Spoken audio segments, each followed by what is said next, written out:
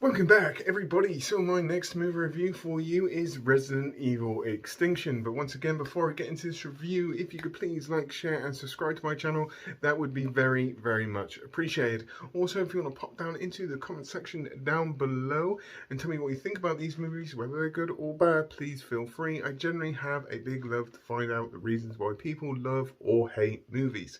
So, Resident Evil Extinction is a 2007 movie directed by Russell McCarthy. I can't say his name, starring Mila Jovovich, Ali Larter, Oded Fair, Ian Glenn, plus many, many others.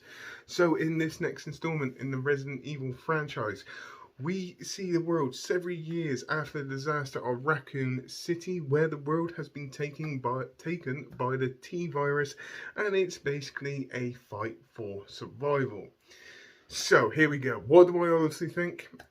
Yes, I get an enjoyment factor from this. There is a few problems, which I'm going to get into right about now.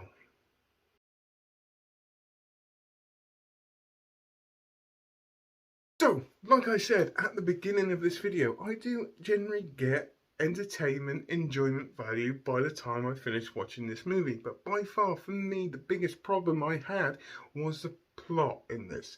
For the first half of this movie, we spend a lot of time following Alice going through the desert, and then it cuts to shots of Claire's survival group trying to survive. It's not until the second half of this movie things actually start to get interesting. It just seems like they had a limited plot and they put it into a 90-minute movie, and I think they failed to kind of capitalize on going into depth into certain things. And it was a problem which was constantly stuck out at me, especially the first half. My boredom, well, not boredom, my interest was starting to kind of veer away, and then boom, it just starts to get a little bit interesting. That is probably one of the biggest flaws of this movie. There are positives. The zombies are different in this one. They're a bit more aggressive, they're a lot more faster, and they make it a little bit more harder for the survivors to survive. They're a bit more of a force for them to deal with. I generally like that. We've also got crows in this infected by the T-virus. In fact, the whole of the world is pretty much infected by the T-virus, and it's just turned it into a barren wasteland. I like the touch. I really, really do.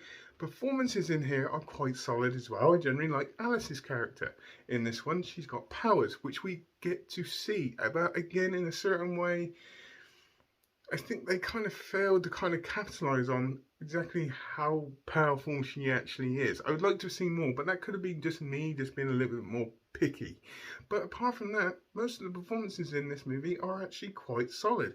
Same as action sequences. I generally like them. Yes, okay, they're not as good as, say, the second one, but they still had that enjoyment value to them. There were some suspenseful moments, which I really, really enjoyed.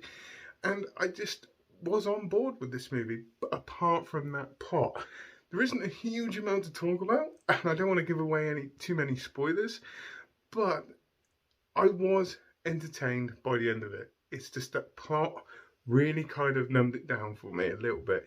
So if I was to give this a rating, I have to be honest, it would be a 7 out of 10. And it's only because of the plot, because I genuinely feel they could have gone into depth or just give it a little bit more time into the plot. It just feels like they didn't put enough effort into that plot line. There was things I think that needed to be explained. We had the kind of Detroit incident, which they kind of failed to really go into depth with. Yes, Alice left the group because she knew that she was being tracked by the Umbrella Corporation, but it also felt like something else happened in Detroit as well, which they never really went into depth with. It was bad, but I'd like to have seen what actually happened.